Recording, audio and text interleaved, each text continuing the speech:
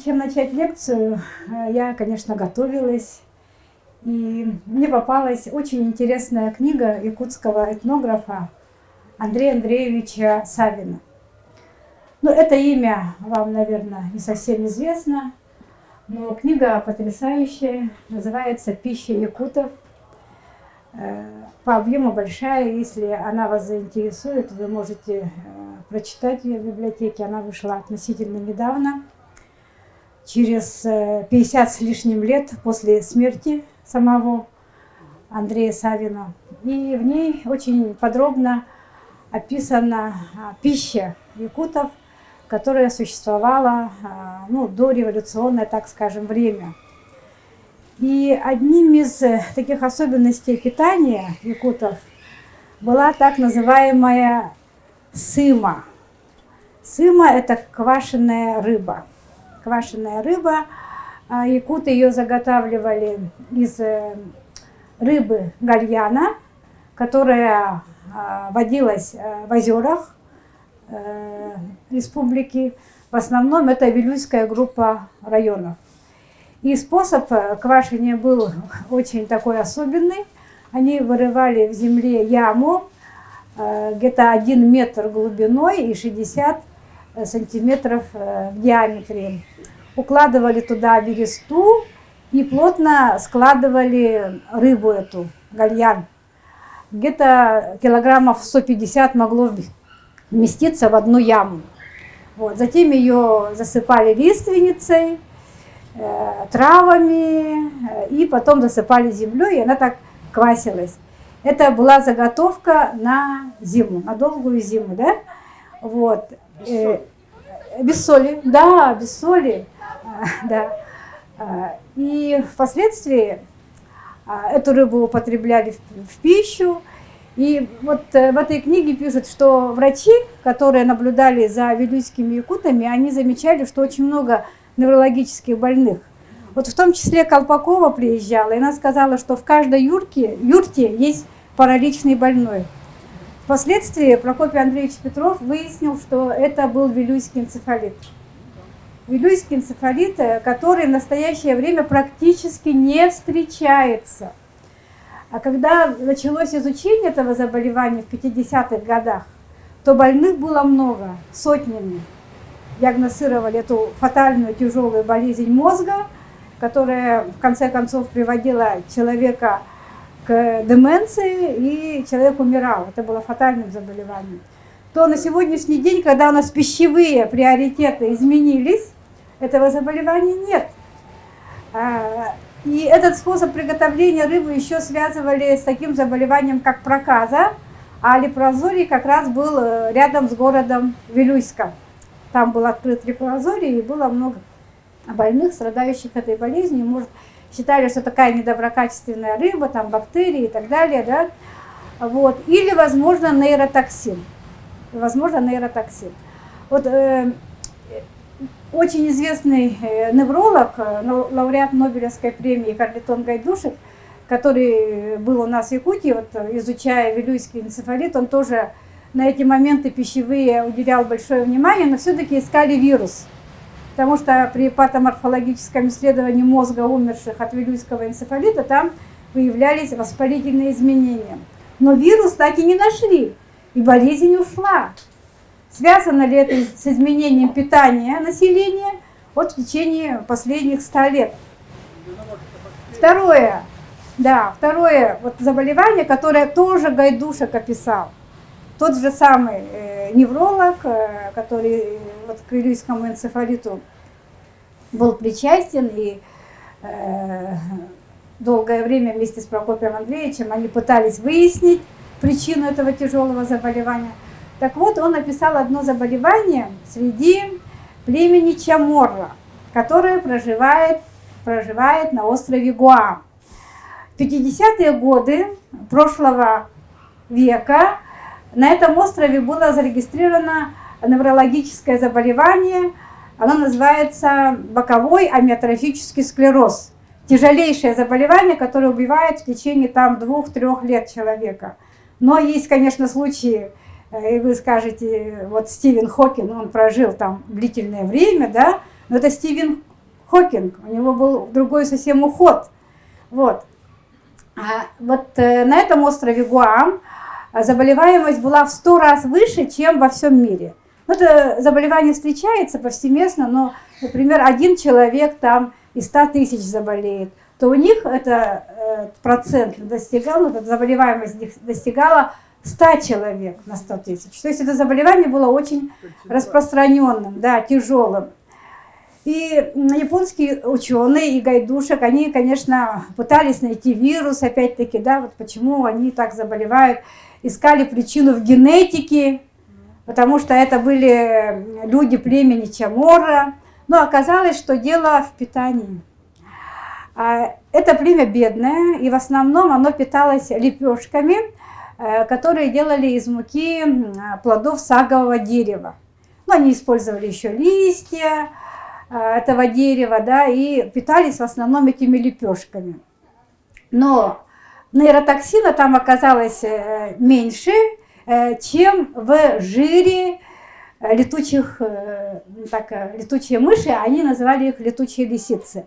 И для них это был деликатес. Они его варили, эту летучую мышку, полностью вместе с кожей, там, и, мясо, жир, это считалось деликатесом.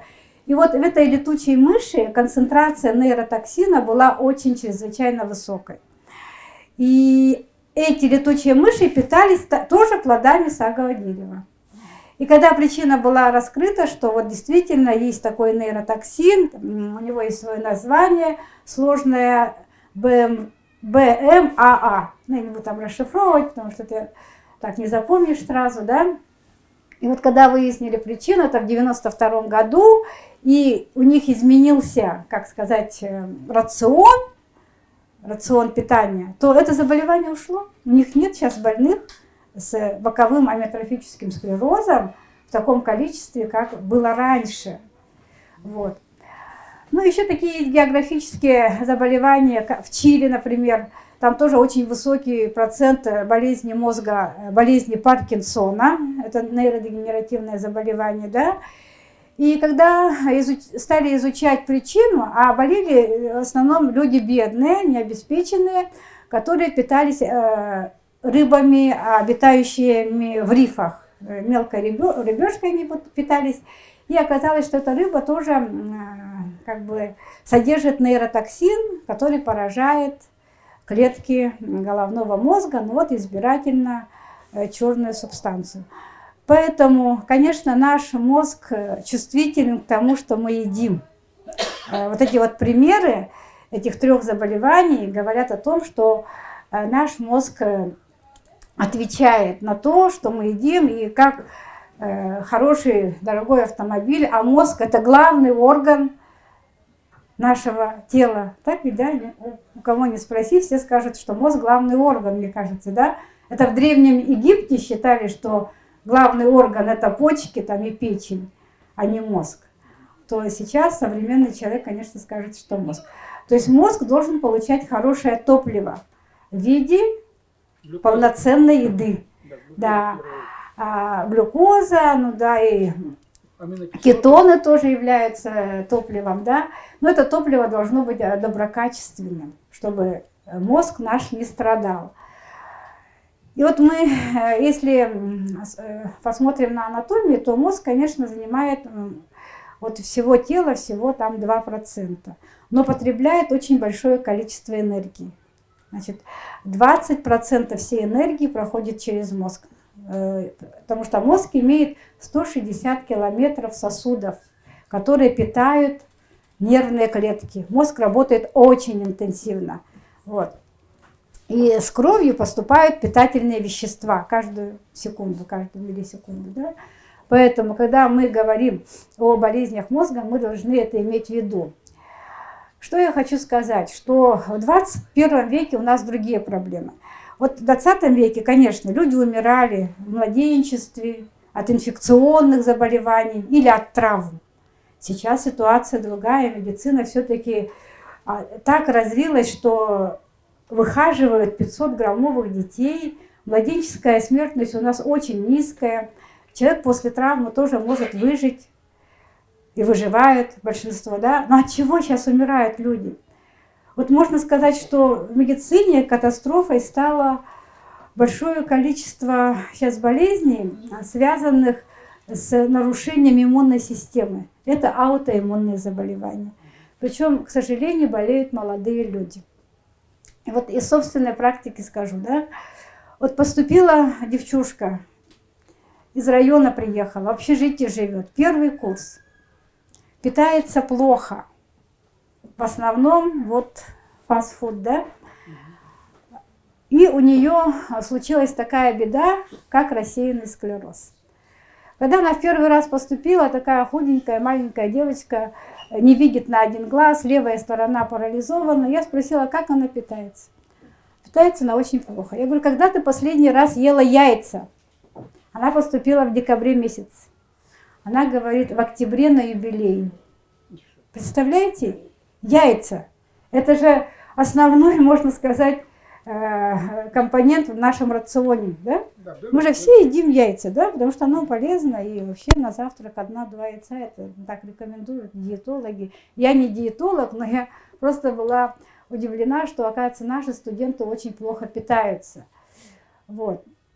И будучи в общежитиях, я всегда заглядываю в холодильник. В холодильнике полно хорошей продукции. Родители отправляют мясо, рыбу. Вот весной была, холодильники уже тают, переполнены. Там у них даже такие ладьи есть, все переполненные. Дети не едят, не готовят. Они едят фастфуд. Заходишь в этот самый, к ним в комнату, спрашиваешь, что вы сегодня ели, там пиццу, пирожок, да? Так же неправильно питаются, абсолютно. Вот, и очень часто болеют. Вот в нашей республике, например, рассеянный склероз. Вы не думаете, что склероз – это потеря памяти. Склероз – это рубцевание в мозге. Болеют молодые люди от 20 до 40 лет.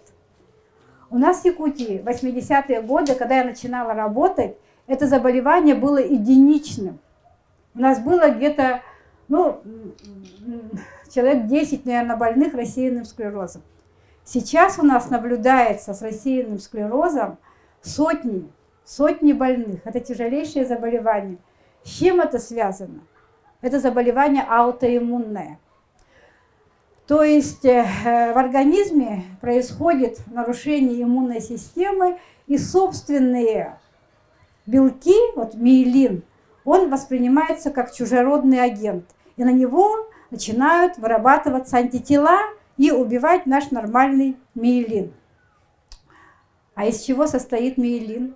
Это липопротеидная мембрана. То есть состоит из белков и жиров.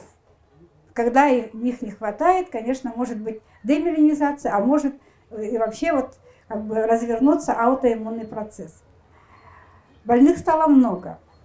В Европе провели исследования, потому что не только у нас в Якутии стало много больных с рассеянным склерозом, тяжелейшим инвалидизирующим заболеванием молодых людей, но и во всей Европе, в других странах, вот в Канаде, в Северной Америке очень много людей. Где-то сейчас проживает 2,5 миллиона людей, страдающих рассеянным склерозом.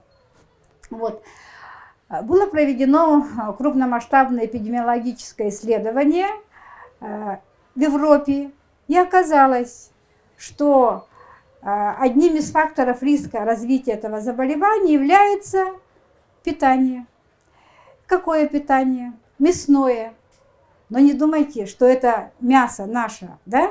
Это переработанное мясо. Переработанное мясо, в частности, копченые колбасы. Баварские колбаски. Самые вкусные, да? Вот. И оказалось, что в них содержится не только нитрит натрия, который придает такой цвет, да? Потому что колбаса, она делается из мертвого мяса, да? Вот сырокопченое, это же мясо, ну, такое, да? Надо какой-то вид придать, поэтому добавляют нитрит натрия. Но он не только вот на иммунитет действует, он и злокачественное новообразование вызывает, рак кишечника и так далее, да? Вот. И глютамат. Но глютамат натрия еще не так вреден, как вот нитрит натрия, да? Каждая колбаса, она проходит такую многоступенчатую, так сказать, обработку. Поэтому в процессе обработки там накапливаются вредные вещества. И Всемирная организация здравоохранения вот уже в 21 веке приравняла копченую колбасу к сигаретам и к асбесту. И это как бы официально заявлено, что копченая колбаса, так же как и сигареты, является фактором риска развития аутоиммунных заболеваний, ну, в частности рассеянный склероз, и злокачественных новообразований, рак кишечника. Вот. И организация здравоохранения рекомендует потреблять эту колбасу не более 50 грамм в день. Не более 50 грамм в день. И ни в коем случае не давать детям, потому что в детском возрасте миелинизация идет хуже, чем у взрослых, да, то есть у них миелин только формируется, в процессе находится. Человек приобретает новые связи, новые знания, вот особенно дети, да, и в процессе этого образуются новые ассоциативные связи, они все миелинизированы. Если хотите знать, что мозг это очень жирный орган, да, 60% мозга состоит из жира. И наши все вот эти вот, как сказать, аксоны состоят из липопротеидов, то есть из белков и липидов. Поэтому, конечно, говорить о том, что вот мясная пища такая вредная для аутоиммунных заболеваний не стоит, все имеет ну, как бы свое значение. Вредоносным фактором является переработанное, так сказать, мясо, колбаса, сосиски, в том числе сосиски, которые так любят дети. Сосиска в тесте, у меня внучка просит, я ей не покупаю, да, она говорит, давай, говорит, дома сделаем что-нибудь подобное. Ну, конечно, можно, один раз в неделю, если ребенок съест, там, может, большого вреда нету, но если каждый день, то это вредит мозгу. Потому что у детей сейчас очень часто встречаются такие неврологические расстройства, как пониженное внимание с гиперактивностью. Все дети наши гиперактивны с пониженным вниманием. Как учителя в школе с ними справляются? Они не глупые, они умные, но такие, как бы сказать, чересчур, может быть, активные и сидят в телефонах еще плюс ко всему, да. И это говорят, что может быть связано тоже с питанием, с фастфудом. Фастфуд, вот KFC открыли, да, такая страшная очередь, давка была, говорят, да. Я там, правда, не была ни разу, и вообще такое питание не принимаю, да. Это очень вредно для наших детей. Оно может вызывать не только синдром гиперактивности с пониженным вниманием, да, но и другие более тяжелые заболевания, вот гиперкинезы, синдром Туретта, эпилепсию, даже головные боли и прочие такие, в общем-то, расстройства со стороны нервной системы. Вот. Ну, то, что касается эпилепсии, да, это наше самое такое заболевание распространенное в неврологии, да. Вот эпилепсию, например, лечат диеты. А какая это диета? Это кетоновая диета, то есть исключение полностью углеводов. В основном это белки и жиры. Белки и жиры. Практически так, как у древнего человека. Потому что, да, это кетоновые, да. То есть здесь топливом для мозга служит кетон. То есть он как бы является еще и антиоксидантом, и благоприятно воздействует на мозг. Таким образом, у больного с эпилепсией приступы урежаются. То есть диетой можно лечить эпилепсию. Это можно посмотреть в интернете. Далее, нейродегенеративные заболевания. Вот аутоиммунные я сказала, да? Теперь нейродегенеративные заболевания. Их стало очень много. Их стало вот конкретно. Это просто какая-то лавина этих пациентов. В этом году мы открыли отделение нейродегенеративной патологии. Недавно я там была. Оно переполнено. И врачи говорят, мы не ожидали, что у нас так много болезней Альцгеймера. Понимаете, когда вот просто так человека поверхностно смотреть, это может одно. А когда начинают невролог изучать этого пациента, тестировать его, то оказывается, что у него болезнь Альцгеймера. Вот. С чем это связано? Болезнь Альцгеймера, да? Ну, прежде всего говорят, это постарение населения. Ну, хорошо, это хорошо, постарение населения. А другая причина. Генетическая причина, да? Но генетическая причина – это заболевание не генетическое. Так же, как и рассеянный склероз. Это не генетическая причина, да?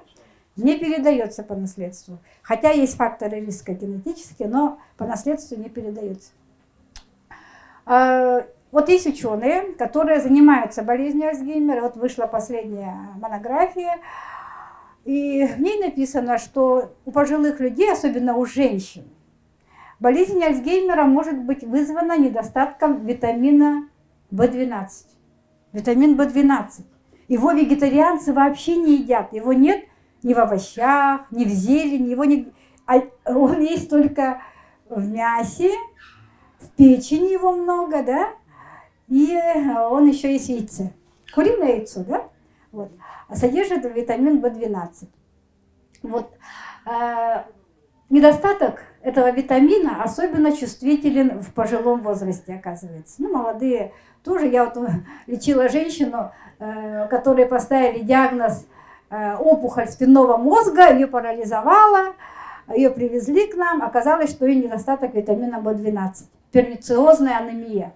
А причина какая? Она из Вилюйска, причина у нее дифилобатриоз. Она очень любила тугунки. И у нее не хватило, да, витамина В12, у нее развился паралич нижних конечностей. Когда мы стали ей делать витамин В12 в больших дозах, до 1000 миллиграмм, у нее все восстановилось. Хотя ей было уже за 60. Вот. Поэтому в рацион питания пожилые люди, ну и все, да, наверное, да, должны включать, конечно, такие продукты, которые содержат витамин В12, или принимать его в виде добавок. То есть есть такие нутриенты, которые рекомендуются, они очень полезные, да. Вот надо пользоваться этими нутриентами, чтобы как-то компенсировать недостаток витамина В12. Потому что он, кроме того, еще и поддерживает низкий уровень гомоцистеина. А гомоцистеин – это вещество, которое вызывает атеросклероз. Я тогда вот скажу о холестерине немножко, да? Вот гомоцистеин вреден. Когда его много, образуются бляшки, закупорка сосудов, инсульт. Это может быть у молодых людей, у которых есть генетический дефект, да, и у них не хватает фолиевой кислоты, у них много гомоцистеина, и, в общем-то, у них атеросклероз развивается уже в 20 лет, у них может быть инфаркт, в 30 лет у них инсульт будет, и это все из-за того, что генетически у них есть дефект этого фермента. Вот, насчет холестерина, да, так как я занимаюсь с пациентами каждый день, перенесшим инсульт, вот прошлая лекция у меня как раз была посвящена мифам об инсульте, да, то я тоже скажу, что вот инсульт, он связан с питанием. Ну, вы скажете, да, конечно, там ожирение, сахарный диабет, туда-сюда, это каждому ясно, понятно, да. А что касается холестерина, вот мы со своей аспиранткой провели исследование всех липидов, липидный спектр изучали, да, и смотрели, является ли это фактором риска развития ишемического инсульта. Оказалось, нет. Нет. Не зависит от того, высокий у тебя холестерин или нормальный холестерин. Инсульт развивается не от того, что у нас высокий холестерин. Повышенное давление это может быть Да, постоянно. конечно. Да. Вот, поэтому холестерин оказался не фактором риска развития ишемического инсульта. А вот низкий уровень холестерина, меньше 2, оказался фактором риска развития инсульта. Но не ишемического, а геморрагического, еще более тяжелого. То есть, когда мало холестерина, может произойти геморрагический инсульт. Когда много холестерина, ну вот сейчас статинами лечат и так далее, разными диетами лечат. Но холестерин – это вещество, которое очень необходимо мозгу. Я говорю только о мозге. Вот. Почему? Потому что холестерин входит в состав клеточных мембран нейронов. Это строительный материал для нейронов, для мембраны нейронов. Да, связующий, да. Это не аксон, а вот тело нейрона, и холестерин является вот строительным материалом. Когда его не достает, то мозг страдает от его недостатка холестерина. Поэтому, как таковой, холестерин еще, ну, как называют, есть плохой холестерин, есть хороший холестерин, да? Вот хороший холестерин – это липопротеиды высокой плотности, а плохой холестерин – это липопротеиды низкой плотности. Потому что вот они борются друг с другом. Вот липопротеиды высокой плотности, они как бы из кровеносного русла вычищают липопротеиды низкой плотности. И когда их, ну, они в балансе находятся, то это нормально. Никакого там такого грубого атеросклероза не будет. Вообще атеросклероз, он развивается обычно на фоне воспаления стенки сосудов, потому что стенка сосудов – это целый орган. Да, и это совсем другой, так сказать, вопрос. Там и фибрин, и немножко холестерина и так далее, но это не основная причина. Вот. И поэтому о жирах. Раз мы говорим, что мозг на 60% это жир, значит, полезна ли жирная пища? Не всегда. Да, вот зависит от того, какой это витамин. Раньше был витамин F, да? F. Сейчас его нету. Витамин F – фат. Фат – это жир, да? Сейчас его делят. Это омега-3, омега-6 и омега-9. Есть добавки. Я сама привозила с Америки добавки очень хорошие, вот как раз с омегой-3. Потому что мы омега-3 недополучаем. Когда мы недополучаем омега-3... А как это понять, делят? Почему Раньше, раньше? в общем, холестерин и раньше делили, липидный спектр. Просто в повседневной, так, рутинной врачебной практике исследовали только общий холестерин. А надо исследовать липидный спектр. То есть и низкой, и очень низкой плотности, и высокой плотности. Вот если вы пойдете к врачу, скажите, сделайте мне не общий холестерин, а липидный спектр, чтобы я знал, сколько у меня хорошего холестерина, а сколько у меня плохого холестерина, и какой у меня еще вообще коэффициент атерогенности. Есть такое. Это в современной лабораторной практике это проще простого сделать. У нас каждого пациенту делают липидный спектр. Ну, кто поступает в наше отделение неврологическое для больных с ОНМК. Вот. О чем я говорила, да? Об омега-3 и омега-6. Вот как раз, если омега-3 не хватает, у человека развивается депрессия. Депрессия вообще бич современного человека. И вот как-то лет 20 назад я была в Москве на лекции одного психиатра, московского профессора, и он сказал, вот сейчас все люди там умирают от сердечно-сосудистых заболеваний, а вот в 2030 году все будут умирать от депрессии. Ну, мы, кажется, к этому движемся, что ли? Не знаю. Но процент вот больных, которые страдают депрессией, он с каждым годом у нас растет. Вот. И это может быть связано с неправильным питанием, потому что очень много вегетарианцев стало, очень много групп ПП, это я знаю, вот, с правильным питанием. Да? Всегда ли хорошо правильное питание? Вот вегетарианцы. У меня, например, ну я могу, наверное, рассказать, есть хорошие друзья мои, да, у них очень хорошие дети, и дети-вегетарианцы. Дети-вегетарианцы якуты. И что вы думаете? У них больной мозг. Вот у девочки опухоль мозга, ее оперировали. Мальчик тоже страдает, да. Но я не говорю, что от того, что они вегетарианцы, этим они страдают. Но может быть один из каких-то кирпичиков, вот в их болезнь, да, несло это вегетарианство в нашей, как бы сказать, холодной республике, да, где мы все привыкли питаться рыбой и мясом, да. Вот. Но у них не хватает омега-3. Потому что омега-3 содержится как раз в печени, в яйцах, в жирной рыбе океанической, особенно в селедке. Селедку надо кушать 1 раз в неделю. Это очень полезный продукт, да, и он содержит омега-3. Вот. И он абсолютно отсутствует в овощах, фруктах, в зелени, омега-3 нет. Замещают за рыбьим жиром. Рыбий жир очень отличная вещь. Когда я была маленькая, нам всегда давали на кусочек черного хлеба ложечку рыбьего жира. Это абсолютно правильный подход. это омега-3 в чистом виде. И вот у нас отношение омега-3 и омега-6 должно быть где-то 1 к 4, некоторые даже пишут 1 к 3, но у нас получается 1 к 20, 30, потому что мы в основном потребляем омега-6. Омега-6, она это весь фастфуд, это омега-6. Омега-6 это подсолнечное масло, это маргарины все содержат омега-6. Вот, то есть он содержится в растительных продуктах. В растительных продуктах содержится омега-6. Когда омега-6 не хватает, вот может развиться инфаркт и инсульт. Омега-6 очень полезный продукт. Его надо потреблять, потому что вот омега-6, он как бы обладает антиоксидативным действием и препятствует развитию атеросклероза. Поэтому и омега-3, и омега-6 очень полезные жирные продукты для нашего организма.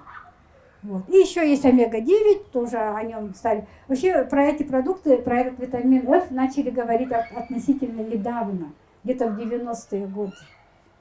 Мы до этого же не знали про них. Мы просто рыбий жир пили априори правильно, да?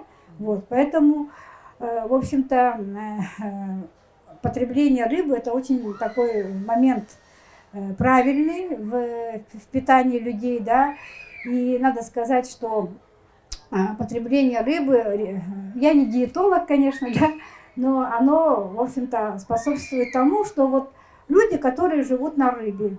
Вот я была в Булунском районе, да, там много больных с высоким давлением, но там очень мало больных с инсультом, в год 1-2. Они все едят рыбу очень хорошую, жирную такую, да, нашу рыбу. Вот. У нас 26 типов рыб, оказывается, обитает, в том числе вот морская рыба есть, озерная, речная рыба, хорошая рыба. Вот. Но в то же время омега-3 больше, конечно, содержится в морской рыбе. Вот, в частности, я сказала, что не обязательно там семгу, форель потреблять, да, а можно потреблять селедку вместо сибаса, вот, дорогой рыбы, да. Вот. Также она в креветках содержится, в омарах, в крабах, в морепродуктах, пожалуйста, там омега-3 полно. Вот. Поэтому, конечно, когда вы рассчитываете свой рацион, то вы должны, в общем, учитывать, что содержат вообще те продукты, которые вы употребляете каждый день. Вот для меня было шоком. 3 года назад я прочитала книгу Дэвида Пелмутера. Он мой, как бы сказать, коллега, он невролог, но очень, так сказать, заинтересованный в питании. Да? Он еще и диетолог. Я не диетолог. И он написал вместе со своим коллегой-диетологом книгу, она называется «Еда и мозг». Читали? Да, в интернете можно прочитать, да. И там вообще он пишет, что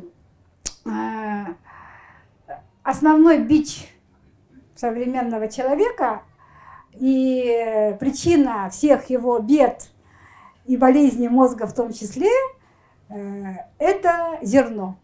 То есть не само зерно, а глютен, клейковина, которая содержится в зерне. Ну, кстати, глютен содержится не только в зерне, он содержится и в рисе, да, по-моему. Он даже и в фастфуде полно. Вот. А у меня такая вот дочка, она тоже ПП. Она все безглютеновое ест и покупает продукты исключительно безглютеновые. Потому что она, в общем-то, ну, попалась на удочку. Да? Потому что это тоже чересчур, я не совсем согласна, конечно, там с Дэвидом Пелмутером. Его многие критикуют, но какое-то рациональное зерно есть в том, что у нас какая-то прослойка населения, 1% населения не переваривает глютен. У них аллергия к глютену. Это генетически. Это надо лабораторно подтвердить. Если вы чувствуете, что у вас голова болит или что вы начали глупеть от булки хлеба, то, пожалуйста, идите, сдайте в лабораторию анализы на переносимость глютена. Антитела к глютену сдаются, да? Вот, и посмотрите, как вы переносите глютен. Да? Ну и вообще, конечно, зерно – это наш основной продукт. Хлебобулочные изделия, макароны – это наши основные, как сказать, пищевые продукты, мы без них же никуда. А что советует Перлмутр, да? Он говорит, что вот, опять ударяясь в первобытно-общинный строй, до 100 тысяч лет назад, да, что вот наши предки употребляли в основном мясную и растительную пищу. Не было злаков, да? Вот. Но, с другой стороны, они были первобытными, а когда появилось зерно, у них стал развиваться все-таки как-то мозг, да, я не знаю. В общем, но тут, так сказать, болезни цивилизации появились, которые, в общем-то, мешают человеку нашему думать там, да, например, над какими-то такими глобальными задачами, да, в области информатизации. Вот, например, вы все знаете яблоко, да, и знаете то, что вот эта компания Apple, да, и его, значит, создатель и руководитель, да, они были на яблочной диете. Поэтому у них символ надкушенное яблоко. Они голодали для того, чтобы у них мозг хорошо работал. Потому что переедание вредно для мозга. Вот это вот они, значит, как-то вот так вот вычислили. И не только, наверное, там яблоки и другая вегетарианская пища, но и ЛСД. Да, они свой мозг так озаряли, что такие идеи, которыми мы сейчас пользуемся, и весь мир пользуется, да, мы живем как бы в информационном пространстве, да. Поэтому вот то, что касается работы мозга и еды, это, конечно, вопрос очень такой важный, и каждый для себя решает. И, в общем-то, современная медицина позволяет диагностировать те заболевания, при которых нельзя употреблять глютен, да. Вот. И возвращаясь вот к этой книге, скажу, да, что он говорил, что первобытные люди питались так-то, так-то, и у них не было этих болезней, как болезнь Альцгеймера, депрессия и прочее, да. А современный человек в основном питается углеводами, да. Да, у них содержание, например, если там было 70%, вот я имею в виду жиров, то сейчас это всего 20%, и может и того меньше. Он рекомендует увеличить потребление белков и жиров. Белков и жиров до там 20%, по-моему, белки, 60% это углеводы, а то, что, то есть жиры, а то, что осталось, это углеводы. Да. То есть отказаться от углеводной пищи. Отказ от углеводной пищи, он приводит к тому, что человек избавляется от головной боли. Ну, там он приводит пример всего одной женщины, да, которая у него лечилась в 60 лет. Женщина всю жизнь страдала головными болями, и ставили диагноз мигрени. Она вот как раз попала к доктору Перлмутру как неврологу, и он ей прописал безглютеновую диету. И у нее головные боли исчезли. Но, скорее всего, у нее была непереносимость глютена, она его как бы в виде булочек там употребляла в пищу, да, и переход на безглютеновую диету дал хороший результат, и он вот прямо вот на этом основании сделал очень такой вывод, что да, нам всем надо отказаться от глютена, то есть от зерна, да. Ну, это, конечно, крайности, поэтому мы все-таки сильно не будем отказываться, но будем как бы ограничивать, да, потому что ограничение хлебобулочных изделий, кондитерских изделий позволяет человеку похудеть. Так ведь?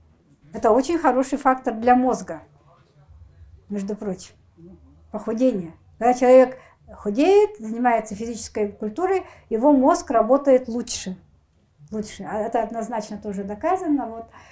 И поэтому я вам рекомендую прочитать эту книгу Дэвида Перлмутра и сделать для себя выводы. Там у него даже есть в конце рецепты от диетолога, его соавтора, которые можно, в общем-то, использовать, да. И если хотите, можете опробировать эту диету, она не такая уж и прямо сложная, хотя мы не можем, да? Да. Хорошая? У меня были проблемы с пищеварением. Целиакия? Нет, у меня нет целиакии, но есть иногда такая восприимчивость к глютену. Без ее аллергии есть как бы такие еще вещи. Поэтому мне стало гораздо лучше после проблем с пищеварением. Да. А вот моя дочка тоже на безглютеновой диете, но я не думаю, что ей стало лучше. Не то голова заболела. Ну, болезни мозга, конечно, у нее нету, но тем не менее, да. Пищеварение. Да, но с стало пищеварением это другое, да, Да. с пищеварением, да, лучше. Но с мозгом, конечно, тут связь совсем другая, потому что, чтобы мозг заболел, нужно какое-то время. Это не может случиться там в один какой-то момент, да, а это все накапливается. Вот девочка плохо питалась на протяжении там нескольких лет, да, и вот у нее аутоиммунное заболевание развилось, например, да, или депрессия развилась. То есть вот это процесс такой, да. И еще один момент, который нейробиологи сейчас очень дискутируют, и очень много статей об эпигенетическом воздействии еды. Что такое эпигенетическое воздействие? Оказывается, компоненты, которые входят в состав нашей пищи, могут модифицировать геном человека. То есть ДНК. Действует, да, действует на ДНК. Причем одним из таких пищевых продуктов является алкоголь. Алкоголь. Он оказывает эпигенетическое действие, и описаны два заболевания. Синдром Ангельмана и синдром Прадера-Вилли. Вот, например, дедушка, да, он пил, да, дети у него вроде здоровые, а внуки больные. Почему внуки больные? А дедушка виноват, потому что он модифицировал ДНК своего ребенка, да, а этот ребенок уже эту модифицированную ДНК передал своему ребенку, то есть его внуку. И вот развивается синдром Ангельмана. У нас уже есть такие дети в Якутске. Вот. Или Прадера-Вилли. И все эти синдромы, они с умственной отсталостью. Поэтому, если вы сами пьете, то на ваших детях может это не сказаться, но скажется на правнуках или на внуках может сказаться. Поэтому очень, так сказать, это вопрос такой. Это точно так же, как тот нейротоксин, который вот в саговом дереве содержится, да? Вот он же тоже действует не сразу, а вот через какое-то время вызывает такое тяжелейшее заболевание, как боковой амиотрофический склероз. Поэтому надо думать, прежде чем, в общем, употреблять некоторые, или злоупотреблять. Но с другой стороны, вот, я не диетолог, еще раз подчеркиваю, но мое мнение такое, что наша еда, она должна быть сбалансированной, во-первых, да, то есть должна содержать и белки, и жиры, и углеводы, витамины должна содержать, и микроэлементы. И потом эта еда, она должна быть, как бы, так скажем, экологически чистой. То есть то, что произрастает, может быть, на нашей земле, та же самая ягода, да? Ягода, дикорастущая ягода – это очень важный компонент нашего питания. И рекомендуют употреблять ягоды 2 раза в неделю, ну, диетологи. Ягоду можно хоть каждый день кушать. Это сильнейший антиоксидант, это очень хорошее, так сказать, питательное вещество для мозга, потому что содержит необходимые микроэлементы, витамин С, ну, которые все знают, что он очень полезен, да, вот, и вещества, которые участвуют в нейротрансмиссии. Да, вот кобальт, железо и так далее, это те значит, микроэлементы, которые помогают мозгу активно работать, да. И они содержатся в дикорастущих как раз ягодах. Их надо употреблять, сейчас тем более сезон идет, да. Их можно запасать очень просто. Не надо варить варенье там, да, можно заморозить. Я всю жизнь варила варенье, а потом посмотрела фильм «Сахар». Видели этот фильм? Это в Ютубе, да. Лет 5 или 6 назад мне дочка отправляет ссылку на этот фильм. Это Маша. Так, если вы видели, хорошо, если не видели, посмотрите. Он не очень длинный, и это фильм об эксперименте одного австралийского молодого человека, абсолютно здоровый молодой человек, без лишнего жира, ну, со всех, ну, 100% здоровый человек, решил провести эксперимент под наблюдением диетолога, невролога и третий специалист лабораторной диагностики. У него все анализы были нормальные, супер. И он перешел на фастфуд, то есть стал потреблять колу, чипсы, эти бургеры, да, и сахар, да. И вот мы, например, в сутки должны потреблять, ну так скажем, грубо, если взять все продукты, да, не более 20 грамм сахара. 20 грамм сахара. Это нормально. А в фастфуде, хочешь не хочешь, даже в одной бутылке колы содержится 47 грамм, правильно. Ну, 40 пишут, 47 грамм сахара. То есть, выпивая бутылку колы, вы уже разрушаете свой организм. Но эти продукты очень вкусные. И дети к ним приучаются с детства. У них формируется как бы пищевой приоритет. Потому что у нас есть язык с рецепторами. А язык, он оказывается очень восприимчив к некоторым, так сказать, веществам, особенно к сахару.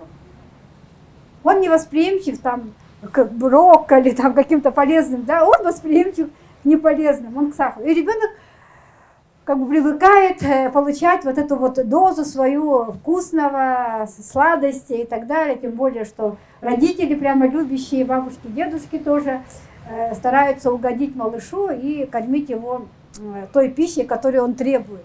А эта пища очень вредная, и мало того, она вызывает привыкание. Потому что вот, ну, потом, может, сознательно, лет в 20 человек захочет думать и жить, как бы сказать, по своему усмотрению, и тогда он поменяет свою, так сказать, свой менталитет в отношении еды и станет правильно питаться, да? Вот. Но с детства надо воспитывать. Вот приведу пример Финляндии. В Финляндии был очень высокий процент больных с инсультом, очень высокая заболеваемость. А в Финляндии была вот где-то в середине 20 века, да, 60-е годы. Но это не от того, что финны любят выпить, да, и так далее, да. Они очень любят соленую рыбу, очень много соли потребляли и так далее. И дети у них тоже вот это вот все, да. И они создали государственную программу в Финляндии, да, по детскому питанию. И начиная с детского сада они приучали детей к свежим овощам, фруктам, никакого сахара, никакой соли. Пожалуйста, там гречка, брокколи и прочая полезная, хорошая еда. И дети уже, у них культура питания в Финляндии другая сейчас. И у них инсульт встречается, ну, 10 раз реже, чем у нас в России. И у нас, например, смертность от инсульта очень высокая. И по сравнению с Финляндией, по сравнению с США, очень высокая смертность, да, и заболеваемость. И это тоже, наверное, связано с нашим питанием. Мы потребляем очень много соли. Мы едим консервы. Нигде в мире консервы не едят. Вот так это вот засаливают, там, стеклянные, закатывают, да, огурчики, помидорчики закатывают, да. И это все очень вкусно, конечно, грибочки соленые и так далее, да. Но здесь должна быть мера. Если вы в праздник потешите себя грибочками солеными, ничего страшного. Даже можно там и рюмочку выпить, ничего страшного. Все зависит от дозы. Потому что любое вещество может быть и лекарством, и ядом. Все зависит от дозы. Дозозависимый эффект. Теперь в конце я хочу сказать, что в Америке, ну Америка, да, нас всему учат, мы тоже не учимся. В Америке есть университет в Чикаго, и там есть группа ученых, нейробиологов во главе с профессором Моррис. И они сейчас проводят эксперимент, уже есть публикации, да, они создают диету mild. Это диета разум называется. Диета, чтобы не заболеть болезнью Альцгеймера. И у них есть группа добровольцев, которые питаются только 15 продуктами. 15 продуктов. Это орехи, да, это злаки, перлмутр они вообще, так, да, ага. Это овощи, фрукты, мясо, курица, рыба и красное вино, ресвератол, антиоксидант. Вот. Ну, так сказать, для нашей радости там есть красное вино, да. То есть они соединили две диеты. Это среднеземноморская диета, которая существует давно, и для профилактики сердечно-сосудистых заболеваний уже показала себя что это очень хорошая диета среднеземноморская, да. И, в общем, к этой диете они добавили продукты, вот в частности, мясо там, курица, ну, бобовые, кстати. В бобовых есть и омега, есть и B12. Бобовые культуры вообще тоже рекомендуют 1 раз в неделю включать в рацион. Это может быть фасоль, да, это может быть соя, горох, да, чечевица очень вкусная. Вот. То есть питание должно быть разнообразным и, так сказать, правильно приготовленным, да, правильно приготовленным. То есть вот жареные продукты, особенно которые в общественном питании, да, используется масло, причем это масло они могут использовать несколько раз. Пирожки делают, ну, покупаем пирожки, они очень бывают вкусные, да, но мы себя можем, как бы сказать, этими продуктами свое здоровье подшатать, потому что эти продукты, они содержат уже канцерогены. И вот то, что рак мозга и рак других локализаций, это на жареных продуктах. Ну и последнее. Хочу сказать, что наш мозг не любит много еды. Нельзя переедать. Вот когда мы переели, как мы себя чувствуем? Плохо. Спать хочется. Абсолютно верно. И мы говорим, кровь отвела к желудку. Действительно, мозг, он не может переработать такое большое количество глюкозы, кетоновых тел, которые с кровью поступают в наш орган, мозг. Это плохо. Но и голодание тоже плохо. Когда человек голодный, он тоже плохо думается. И последнее. Тоже где-то на позапрошлой неделе прочитала статью одного, там не то чтобы статья, да, эссе о самом себе, как бы, да, чтобы получить научный результат, он до обеда не ест.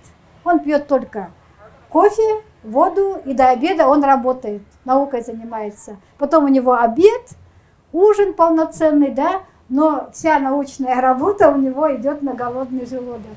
И я вспомнила Дарвина, да, вот читала в биографии Дарвина, что он тоже работал до 12 часов дня. Да, с утра мозг хорошо работает. То есть на голодный желудок мозг лучше работает, чем после обильной такой пищи. Вот. Во всем надо соблюдать меру. Не только в алкоголе, но и в питании особенно.